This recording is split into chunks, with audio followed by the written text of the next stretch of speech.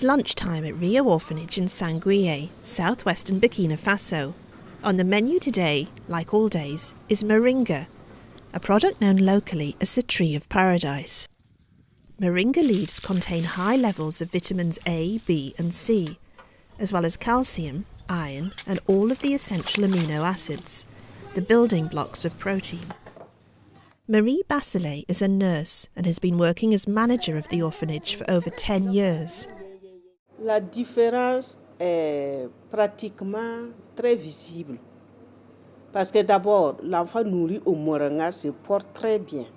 Il est rarement malade et s'il fait son cri de palu, on le soigne plus rapidement.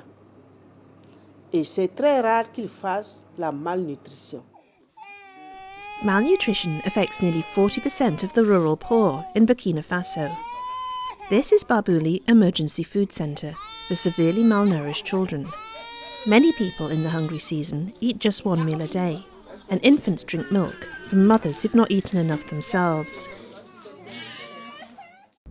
An hour's drive from the Emergency Food Centre is the village of Banmiogo.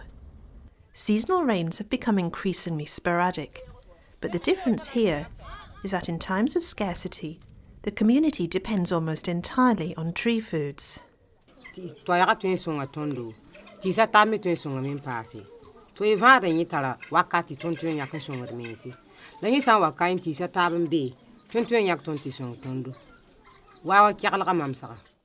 Yakubu Wadrego is the regional director of the development organisation TreeAid. In the communities where TreeAid operates in Burkina Faso, trees are providing 25% of food for a third of the year. Unlike crops that can be affected by lack of rain, trees are generally resistant to drought. The dawa, for instance, is producing fruits at this time of the year in April. And these fruits are critical, providing food to kids. They can go to school, they can have food, they can eat the flowers, they can eat the green pods. So it's very critical. But unfortunately, tree food are neglected compared to a fortified and mineral product. Many development organizations, they do not see the value of trees.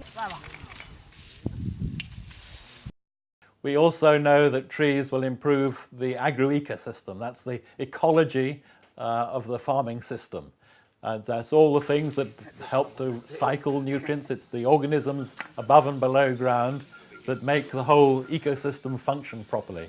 So in terms of nutrients, in terms of life cycles, food chains, etc., that are going to regulate pests, diseases and weeds. So we can use this diversification of the farming system with trees to recreate an agro-ecosystem that's going to mimic that of natural forests. And that's important because in most of the world now we're running out of productive land. Something like 38% of the world's farming land is degraded.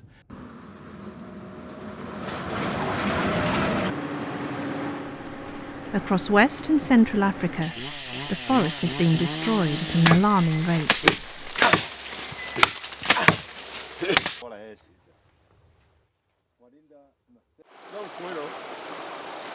However, in West and North Cameroon, in regions of extensive deforestation, a pioneering approach of agroforestry to develop tree crops is underway. Using a process of elite tree selection, grafting and the rooting of cuttings, innovative tree nurseries run by people like Justin Atcher are cultivating new tree crops, which produce fruit in a remarkably short period of time. Projects like these have been inspired by the World Agroforestry Centre, whose techniques they use.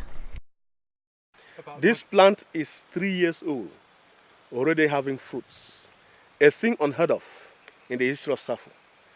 The highly nutritious Safu plum does not normally bear fruit for 12 years.